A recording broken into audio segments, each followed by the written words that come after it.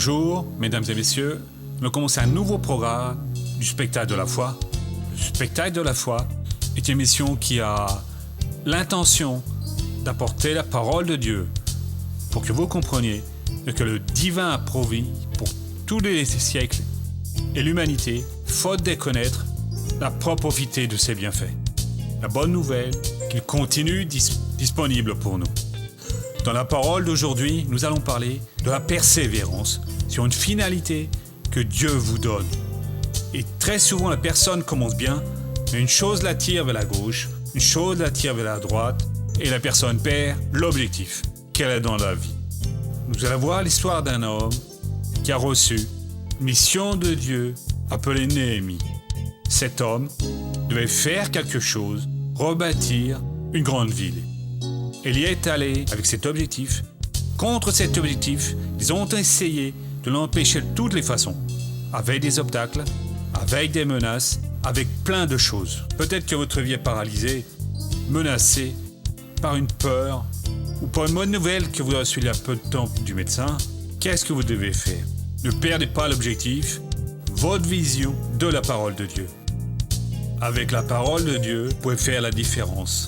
Avec la parole de Dieu, vous allez pouvoir continuer sur votre chemin et maîtriser tout ce que l'on vous raconte à votre droite, à votre gauche, dans votre dos. Regardez seulement devant vous, seulement. Regardez seulement vers le Seigneur Jésus-Christ.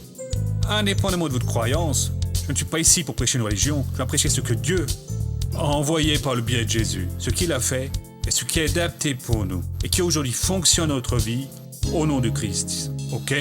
Bien. Tout de suite après, pour le cas très sérieux d'une personne qui a été libérée d'un très grave problème. Ensuite, à la fin du programme, comment tout ça, parce que maintenant, R. Suarez vient avec la parole de la foi. Nous allons applaudir avec beaucoup de joie notre commandant. Nous sommes ici, au nom de Jésus, pour une réunion pleine de bénédictions. Nous allons être en contact avec la parole de Dieu. Et quand nous sommes en contact avec la parole de Dieu, nous sommes reliés à la puissance qui a créé le ciel et la terre et qui peut passer dans votre vie et dans la vie de toutes les personnes et en une fraction de seconde faire une grande opération, vous libérant complètement. Nous allons maintenant à la première lettre aux Corinthiens au chapitre 16, le verset 13, pour que nous terminions cette étude. Nous la terminons pour le moment parce que Dieu peut avoir ou que l'on ait quelque chose de plus à dire et quand le Seigneur dirige, nous devons le faire. Ici, il est écrit la phrase suivante. Veuillez, tenez-vous dans la foi, comportez-vous en homme et soyez forts. Nous avons déjà vu veiller. Il y a deux directions. Vous veillez d'une façon générale. C'est quoi? Vos droits en Christ, ce que Dieu vous a donné, vous en prenez soin. Mais en plus de ça, il y a deux dangers qui guettent les chrétiens. Le premier, ils sont tentés par les plaisirs de la chair, par le monde matériel, sous ses diverses formes. Cela, c'est une erreur. Nous devons toujours nous incliner vers les choses de Dieu, en ayant comme but le Seigneur Jésus, la volonté du Seigneur. Et pour les autres, que le diable ne parvient pas à jeter de ce côté, alors il les envoie de l'autre côté, vers le fanatisme. Et alors les personnes n'écoutent déjà plus la parole de Dieu. Elles sortent du normal et passent à croire qu'elles sont meilleures que les autres. Elles veulent faire plus et ça n'avance à rien, ça. Ce n'est pas pour chaque personne qui ait cette tête de piété, s'habillant comme si elle était une âme d'un autre monde, alors qu'elle va recevoir la bénédiction de Dieu. Vous devez être normal, le plus normal possible. Une personne qui parle comme tout le monde, comme Jésus le faisait, mais une personne qui vit la parole, qui sait dire non au péché, qui sait dire oui à la grâce de Dieu, qui sait planter la semence. Celui qui va vers le fanatisme, il empêche même que ses parents aillent à l'église. Car les personnes disent « Ah, je ne veux pas de cette religion, mes amis, cette personne était si joyeuse. À présent, non, elle parle de la Bible toute la journée, sans cesse. » C'est plutôt bien pire, c'est la vérité, mes amis. Ça ne peut pas être ainsi. Une fois, j'ai pris un taxi et le chauffeur était du genre très bavard. Et lui, qu'est-ce que vous faites dans la vie? Je suis pasteur. Dites, pasteur, qu'est-ce que vous pouvez me conseiller? Avec ma femme, nous étions comme deux tourtereaux, nous étions vraiment très amis, et quand elle est allée dans une certaine église, bon il a dit l'église, mais je ne vais pas le répéter, j'ai même eu l'idée. Si elle allait être mieux, elle est devenue pire, pasteur. Ne vivons que dans l'église, disons que je ne valais rien, que j'allais aller en enfer, que je ne voulais pas être mon épouse. C'est elle qui a raison. Non, ce n'est pas elle, mon fils. Elle devrait être une meilleure épouse aujourd'hui, plus votre amie, monsieur. C'est le bon témoignage. Il a dit, c'est vrai, c'est la vérité, j'irai même à l'église avec elle. Non, ça ne va pas, comme ça. Il faut que vous veilliez. De ce côté, c'est le matérialisme, la chair et d'autres choses pire sales. Et de l'autre, le fanatisme, qui aussi, après la chair, a des choses laides. L'unique chose qui vous maintient bien dans la vie, c'est quand vous respectez la parole de Dieu. Si vous rencontrez une personne qui est ce genre de personne, une personne qui se croit meilleure que tout le monde, qui ne parle avec personne, cette personne ne connaît Dieu en aucune façon. Bien, on va revenir ici maintenant, car on a déjà vu cela. Là, Paul a dit, tenez-vous dans la foi, ne soyez pas relâchés dans la foi. Soyez une personne ferme, une personne déterminée. La foi que Dieu vous a donnée, c'est la garantie de la bénédiction. Soyez ferme. Or, la foi, c'est la réalité de ce qu'on espère, l'attestation de choses qu'on ne voit pas. Ensuite, Paul a dit, comportez-vous en homme. Ce qui est de la manière énergique, d'une manière active. Vous n'êtes pas une personne sotte. Vous êtes un guerrier de Dieu, mais ce n'est pas vous qui guerroyez. Mais c'est le Seigneur qui guerroie toutes nos guerres. Vous êtes seulement l'agent qui détermine, qui ordonne les faits de se produire. Si vous n'avez pas ces trois postures, plus la quatrième, que nous allons voir maintenant, vous n'êtes pas obéissant au Saint-Esprit de Dieu. Avant que j'entame la quatrième, c'est dans le psaume numéro 103, le verset 13. Voyez ce que se produit quand vous ne faites pas ce qui vous est ordonné. Je vais revenir sur ça maintenant, juste pour donner un aperçu sur cela, parce que je pense que cela est un message pour certaines personnes. Certaines personnes pensent que Dieu les a oubliées, que Dieu ne s'occupe pas d'elles. Ces personnes se disent enfants de Dieu et ne savent pas pourquoi elles ne se prospèrent pas, pourquoi elles ne sont pas guéries, pourquoi Dieu ne résout pas leurs problèmes conjugaux, leurs problèmes X. C'est dans ce verset apparemment très simple, mais qui a un sens très profond. Il dit ainsi, « Comme un père a compassion de ses fils, le Seigneur a compassion de ceux qui le craignent. » Nous sommes pressés et nous lisons ainsi, « Dieu, comme moi j'ai compassion pour mes enfants, et n'importe quel père lutte pour son enfant, paie le prix qui est nécessaire, vend tous ses biens pour soigner son enfant, affronte n'importe quel bandit pour libérer son enfant, le Seigneur Dieu a de la compassion pour ceux qui se disent ses enfants. » Et nous pensons que c'est ainsi, mais ce ne l'est pas. C'est plutôt de ceux qui craignent le Seigneur, qui respectent la parole de Dieu. Vous voyez toute la différence ici, Nous coupons la déclaration au milieu et l'interprétons de travers. Normalement, ce qui vient dans le raisonnement, comme le Père a compassion de ses enfants, ainsi le Seigneur a compassion de nous, ses enfants, non. Vous pouvez vous appeler d'enfants de Dieu, mais il a seulement compassion, non pour ceux qui s'intitulent ainsi, mais pour ceux qui le craignent, qui le respectent, pour ceux qui font, qui assument ce que la Sainte Bible dit être à eux. Nous revenons ici à présent la première lettre aux Corinthiens 16. Paul détermine en disant qu'il faut que nous soyons forts. Voyez, il n'a pas dit priez pour que le Seigneur vous fortifie. Attendez, car le Seigneur va vous fortifier, parce que vous êtes ses enfants, et lui va de toute manière vous fortifier. Non, ce n'est pas de toute manière. Nous servons Dieu par la foi, ce sera toujours par la foi. Je suis un prêcheur, mais je dois agir selon les mêmes principes que vous agissez. Je vais être très stupide le jour où je vais cesser d'agir selon les mêmes principes et juste répéter « Dieu, je te sers, le Seigneur doit me guérir ». Il le faut. Mais dès que j'agis selon les principes qu'il a établis pour nous tous, ma position de pasteur ne me place pas avant vous. Nous sommes exactement égaux. Et il est en train de dire que nous devons nous fortifier. Et comment est-ce que nous nous fortifions? En priant. Nous pouvons demander à Dieu de nous fortifier. Mais cela ne va pas venir tout seul. Il nous fortifie à travers la communion que nous avons avec lui. là, en Jean, au chapitre 16, le verset 22, qui a été une très belle série de messages que j'ai déjà prêché sur pupitre ici, il y a 3 ans de cela, et qui a aidé, 3 ans et demi déjà, et il y a aidé beaucoup de personnes, il y a 4 ans et demi exactement. Je me souviens que c'était plus ou moins en août ou en juillet de l'année 2006. Je vais laisser la première partie qui n'est pas pour cette étude, tiens, juste la seconde. Ainsi, vous, maintenant, vous éprouvez de la tristesse. Cela n'est pas pour maintenant, c'est pour une autre étude. Mais je vous reverrai. Votre cœur se réjouira et personne ne vous enlèvera votre joie. Comprenez bien, quand nous écoutons la parole de Dieu, quand nous sommes dans l'église, adorant Dieu, et perdent beaucoup les personnes qui n'aiment pas adorer Dieu, qui n'aiment pas ouvrir leur cœur, rechercher le Seigneur, qui n'aiment pas prier. Nous allons prier, fermer les yeux. Ça veut dire perdre beaucoup les personnes qui ne rencontrent pas Dieu et qui ne s'ouvrent pas. Elles écoutent la parole, alors quelque chose attire l'attention et la personne laisse passer. Il y a quelques années de cela, ici, j'ai été sidéré. Ici, de ce côté, à ma droite, il y avait un jeune homme, une jeune fille, des amoureux, c'est beau de voir un couple. Et ils sont ainsi là, et soudain, il l'embrasse, ça devient un peu plus passionné, il le regarde et... Oh mon Dieu, ici dans l'église, mince. Allez donc chez elle, avec le beau-père, la belle-mère, présent, et montrez bien que vous aimez la jeune fille, je veux dire... Mais pas ici. Une autre fois, je prêchais, c'était dans une autre église...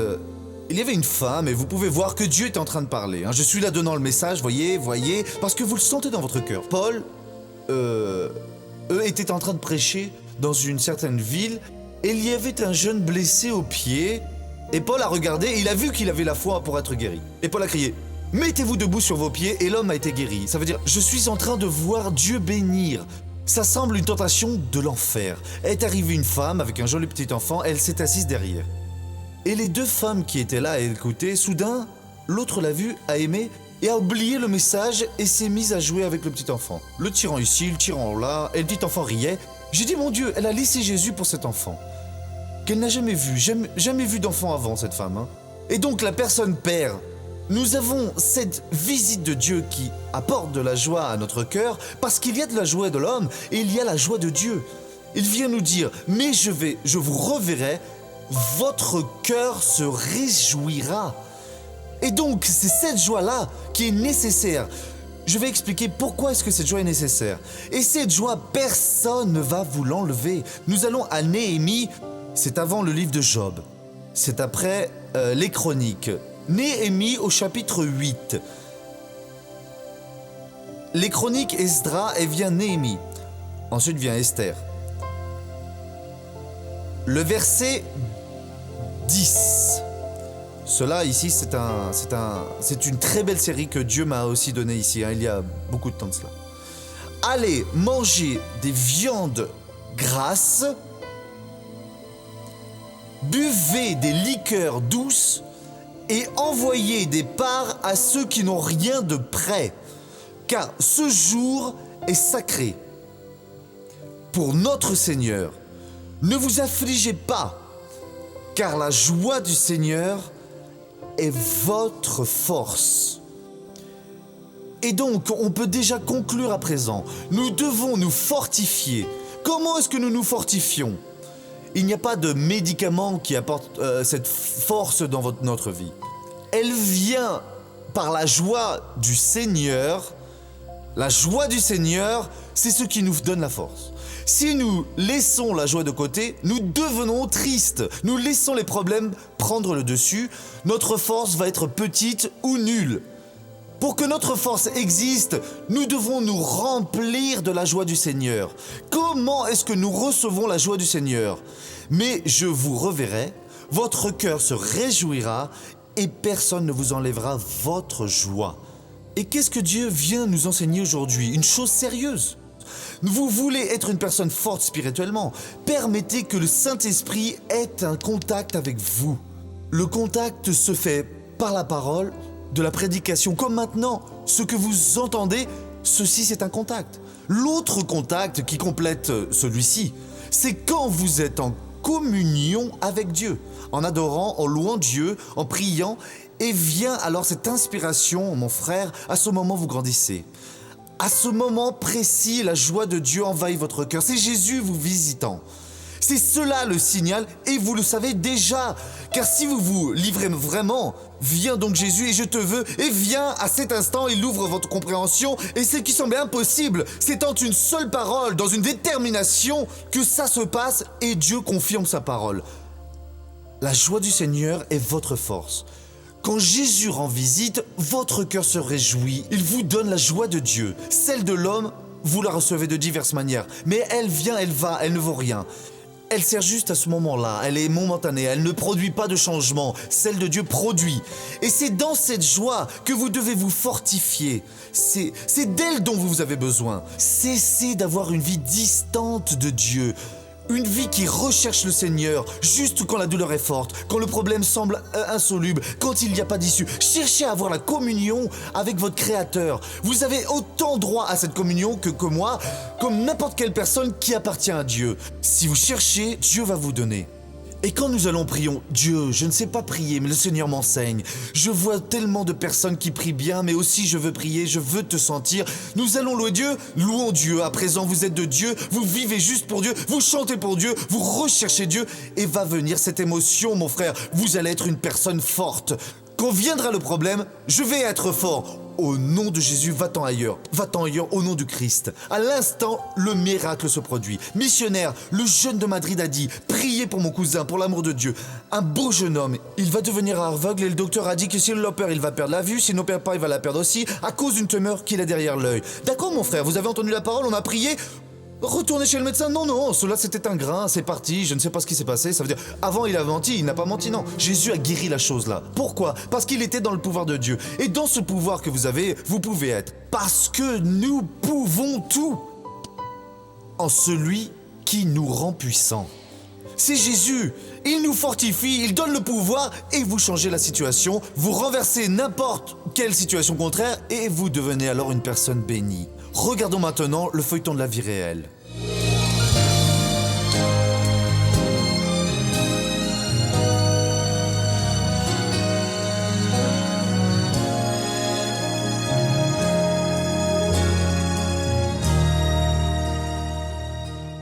Il y a 20 ans de ça, j'ai acheté cet immeuble et on a fait un contrat. C'était un contrat sous seing privé. On a commencé les paiements. Et quand on finit les mensualités, on a recherché le contrat. Mais le contrat avait complètement disparu. Et alors, j'ai cherché par tous les moyens à mettre la main dessus. Mais malgré tous mes efforts, je n'ai pas réussi. Pendant 2 ans, elle recherche le contrat et n'obtient pas de résultat. Ça m'ennuyait beaucoup, parce que les gens m'appelaient comme ça, la propriétaire. Mais je disais, mon Dieu, je suis propriétaire de quoi ? Je ne suis pas encore propriétaire, parce que je n'ai pas l'écriture en main. Et donc, je voulais être propriétaire et je voulais que Dieu arrange cela pour moi. En novembre 2006, le missionnaire R.R. Soares visite la ville d'Osasco et Fatima participe à la campagne pour être propriétaire. Dieu a parlé avec moi. Dieu a utilisé le missionnaire pour me dire « Les portes sont grandes ouvertes, profitez-en. Profitez-en, les portes sont ouvertes. » Alors j'ai dit « Mon Dieu, le Seigneur est en train de me parler. » Alors tout a fonctionné. Il n'y a plus rien qui va nous en empêcher, tout est déjà réglé. Et c'est dans les bureaux de la préfecture de la ville d'Osasco que Fatima, confiante dans la parole de Dieu, a déposé sa demande de régularisation de l'acte notarié de l'immeuble. Je suis allée à la préfecture et il y avait un notaire là-bas. Alors, je lui ai raconté mon histoire. Je lui ai dit, j'arrive de l'église. Je fais la campagne pour devenir propriétaire et Dieu m'a demandé de venir jusqu'ici parce que le document est déjà dans mes mains. Elle avait besoin d'un acte notarié officiel à son nom et celui de son mari. Mais avant ça, elle avait besoin de lever l'hypothèque parce qu'elle avait une dette. Et sans le règlement de cette hypothèque, il lui était impossible de régulariser la propriété. Et je n'avais pas cet argent. Mais j'ai dit non. Dieu a dit que les portes sont ouvertes. Alors Dieu va fournir cet argent. Dieu lui a donné la victoire et elle a réussi à tout payer. Et aussitôt demandé la levée de cette hypothèque. Comme il y a eu le règlement, nous avons utilisé le contrat sous seing privé et on a cherché les ex-propriétaires. Et en arrivant là, ils n'habitaient plus à cette adresse. Et personne ne les connaissait. J'étais là-bas avec ma mère. J'ai dit, maman, je n'accepte pas ça. Non. Et la parole est venue, les portes sont ouvertes. Et puis là, j'ai discuté avec une voisine qui m'a donné le numéro de téléphone des cousins, des ex-propriétaires. Et c'est Dieu qui nous a conduits vers ces personnes. C'est lui seul et le chemin s'est ouvert. Fatima rencontre les anciens propriétaires de l'immeuble. Ils ont alors concédé les pouvoirs pour vendre à son nom et à son mari. Il y a des cas qui sont plus complexes, des cas où, parce qu'il n'y a pas de document officiel, ça donne un peu plus de travail. Dans son cas, elle, non. Probablement, grâce à l'intervention du Seigneur Jésus, elle a été beaucoup aidée par le Saint-Esprit, vraiment, parce qu'elle a pu pratiquer sa foi. Et c'est pour ça qu'elle a obtenu la victoire. Quand j'ai vu mon nom écrit et celui de mon mari, j'en étais très émue. J'ai crié gloire à Dieu, j'ai dit Jésus. Seul le Seigneur peut faire ça, parce que le Seigneur savait le jour et l'heure exacte où j'allais recevoir ce document. Elle est arrivée heureuse à l'église. Elle nous a raconté le miracle que Dieu a fait dans sa vie. Et c'est une grande bénédiction. Toute l'église s'en est émue et a pris possession de la parole. Je lui disais toujours, à toute l'église aussi, déterminez votre affaire, soyez ferme et la lumière brillera sur votre chemin. Ne laissez rien prendre. La bénédiction, elle est restée ferme et elle est devenue propriétaire. Ah, que c'est beau, mes amis! Vous qui nous regardez et qui êtes sur le mauvais chemin, qui êtes vraiment dans l'erreur, cela peut changer. Il faut juste vouloir, car Jésus transforme, Jésus modifie. Aujourd'hui, c'est le jour de prendre position. Vous pouvez croire que Dieu va faire de vous une nouvelle personne. Cessez d'être soumis aux pieds de l'ennemi. C'est lui qui doit rester sous vos pieds. Vous êtes nés pour être la tête et non les bras, être une bénédiction, avoir du succès dans la vie. Oh, gloire à Dieu pour cela. Que Dieu soit loué.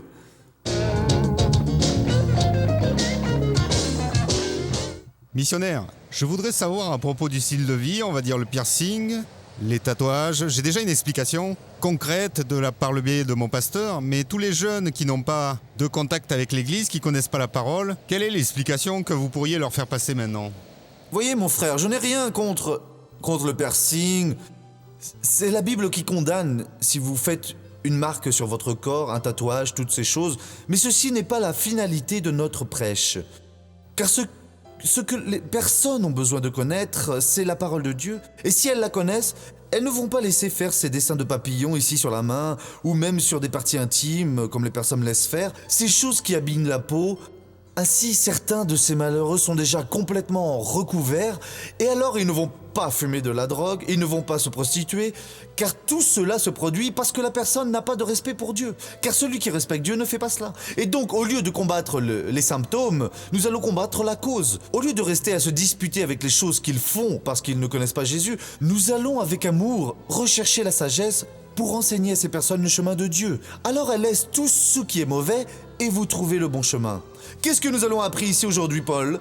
Voyez, soyez fermes dans la foi, comportez-vous en homme, avec énergie, avec force même, la tête haute, ne craignant aucune tentative du malin, et étant forts. Nous devons nous fortifier, et nous nous fortifions avec la joie du Seigneur, qui vient par la parole et par la prière, comme nous allons le faire tout de suite. Laissez-moi prier pour ceux qui sont chez eux, et ça sert aussi pour vous ici. Père, nous prions à présent, après ce grand banquet spirituel, oh mon Dieu, pour ces personnes qui ont eu la direction du Seigneur, le chemin s'est ouvert et elles ont appris ce qu'elles doivent faire et elles sont maintenant devant toi en priant. Combien sont chez elles, ayant besoin de ton aide. Père, fais cela avec tous ceux qui sont dans l'erreur. Des personnes merveilleuses, Père, que le démon a conduit à empoigner une arme pour prendre ce qui est à leur prochain, pour faire du mal. Père, convainc ces personnes que cela vaut la peine d'être correct. Combien pourraient être ici à ma place aujourd'hui, prêchant pour une grande foule, mais elles sont au coin de la rue attaquant, vendant de la drogue. Père, libère ces personnes, guéris celles qui sont maintenant malades, résous tous les problèmes. Dieu, je vais utiliser ton autorité pour libérer ces vies. Et au nom de Jésus-Christ, je réprimande tout le mal. J'ordonne que ce mal sorte de ces personnes. Va-t'en ailleurs et je dis maintenant, ça ne va plus continuer au nom de Jésus-Christ. Et tout ce pouvoir de l'enfer est cassé et je détermine la bénédiction sur tout ce peuple tout entier. Pose ta main, Dieu, et bénis. Et au nom de Jésus. Et Amen. Bien, nous sommes de retour du spectacle de la foi. Vous avez vu quelle chose merveilleuse que Dieu a fait dans la vie d'une personne. Une personne qui avait un problème, une personne qui a besoin d'une réponse. Vous avez obtenu la foi. Comment j'obtiens la foi?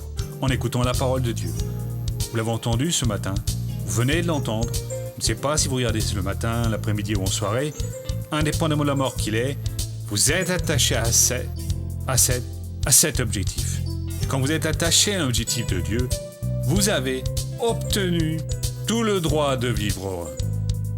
Il y a des personnes qui sont appelées. Dieu voit en elles les conditions pour être prospères. Et pour nous aider à garder ce programme à l'antenne, ils vont être appelés de part. Vous ne payez rien pour la bénédiction de Dieu. La bénédiction de Dieu est gratuite. À présent, si Dieu a placé des désirs dans votre cœur, ne doutez pas. Appelez maintenant même notre standard à ce numéro qui va apparaître sur votre téléviseur et dites la chose suivante. Voyez, il y a plus d'informations sur comment être quelqu'un qui parraine, comment je vais des RS à garder ce programme à l'antenne. Et voyez, si Dieu vient vous appeler pour appeler cette œuvre, ne doutez pas. Il va vous donner les outils nécessaires pour que vous soyez un vainqueur au nom du Seigneur Jésus. Dieu appelle seulement les personnes que pour apporter un plus dans leur vie. Jamais il vous appellerait pour vous laisser dans la misère. Vous dites, je n'ai pas les moyens, ma vie est compliquée, c'est difficile, ne craignez pas. Dieu va vous ouvrir une porte. Vous allez réussir à faire une belle affaire. Vous allez réussir à retirer cet argent qui est bloqué par l'administration. Et réussir à écarter n'importe quelle chose qui vous entravait. Quand vous allez permettre à Dieu d'agir et de prendre en compte de votre vie. Croyez seulement et tout ira bien. D'accord? Que Dieu vous bénisse tous et à bientôt.